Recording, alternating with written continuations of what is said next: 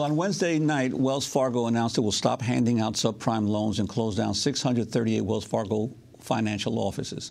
Until very recently, the bank was at the forefront of subprime lending in poor and middle-income communities of color across the country and was sued last year by Illinois and the city of Memphis, Tennessee, and Baltimore, Maryland for deceptive and discriminatory mortgage lending. But Wells Fargo and other big mainstream banks didn't invent this kind of predatory lending. They were inspired by an industry that has long exploited the working poor.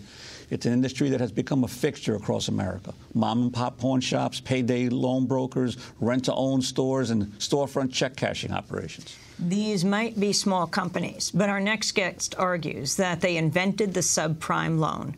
Best-selling author, former New York Times reporter Gary Rivlin says their rapacious practices laid the foundation for powerful mainstream banks to get into the subprime business and turn it into a multi-billion-dollar enterprise.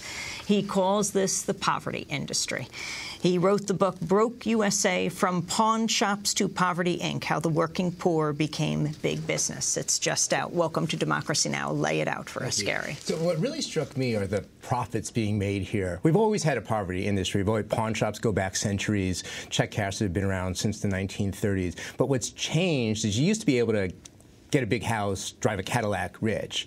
But starting in the 80s and 90s, with Wall Street's help, with the help of the big banks, with the Wells Fargos of the world, suddenly this became huge business. And people figured out how to take old line businesses like check cashing and pawn shops, take them public on Wall Street and make tens of millions, hundreds of millions of dollars. There's 7 publicly traded check cashing companies. At the same time, we saw all these new inventions. The subprime mortgage came around because of deregulation in the 1980s. In the late 1980s, you started seeing subprime credit cards. And the banks saw the amount of money the subprime entrepreneurs were making selling these credit cards. They're making 2 or 3 times the rate on their subprime customers as they were on their regular customers. So, of course, the J.P. Morgan Chases of the world, the big banks got into the subprime credit card. And then, finally, you saw all these new inventions. The payday loan came around in the early 1990s. These instant tax mills, which you see in working-class communities all around the country. You know, get your tax refund today or tomorrow rather than waiting 2 or 3 weeks. And oh, by the way, you're going to pay a triple-digit interest rate typically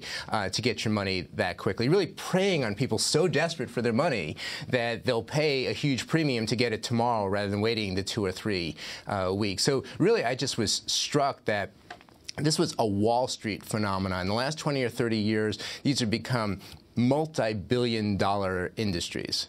Well, the payday loans in particular, they basically did not exist before the mid-1990s in most places around the country. Right? How did they develop and grow so rapidly? So I really wanted to find I call them the pioneers of subprime. I really wanted to find the people who invented these various products to hear their side of the story. So I went to Cleveland, Tennessee, where Alan Jones, the man who invented the modern-day payday loan industry is, and I spent a couple of days with him, and of course he sees himself as noble. I mean, he's a payday loan, for those who don't know, it's a quick cash advance against your next paycheck, against a Social Security check, against an unemployment check, $200, $300, $400. You don't have the money now, you need to fix your car and stuff. And you know, in theory, it makes sense. What do you do if you don't have a rich uncle, you don't have a credit card, you need to fix your car, you need a new refrigerator because it broke? The problem is that the person who's so desperate for a loan today that they'll pay fees that work out to an annual interest rate of 400% or more, those people who are so desperate today, how in 2 weeks when the loan is due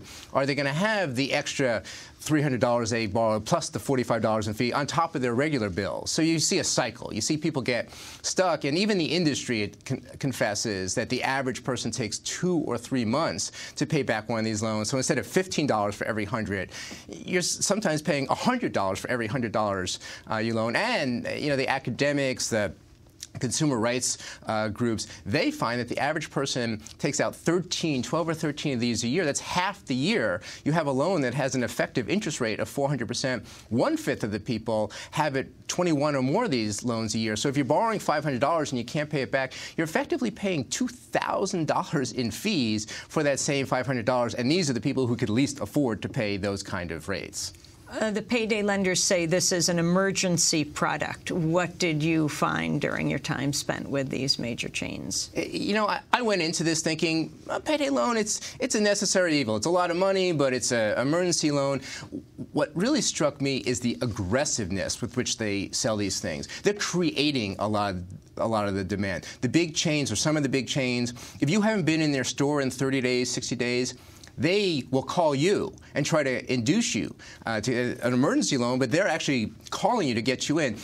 Most of the chains, the first loan free. It reminds me of what drug dealers do. Like, get you, kind of hook you with that first loan, and then you're stuck because it's going to take you a long time to get out. They upsell you. You come in, I need $200 quickly. Well, you know, you qualify for $500, and they'll repeat over and over again, you can have $500. So again, it's their techniques more than the product itself that bothers me, and of course the fees they charge. And one of the big figures, Sandy Weil, a big executive in the merger of Travelers and Citigroup. Can you talk about his involvement in this industry? He's the king of poverty, Inc. You know, he was kicked out of American Express at around the age of 50 and wanted to make his comeback. And so he bought this third-rate consumer finance company. They make loans. You want to buy a refrigerator, you want to buy furniture, they'll finance it for 15, 18, 20, 22%, huge fees. It's a really lucrative business. And they started getting into the subprime mortgages. They could. With deregulation, they could charge those kind of rates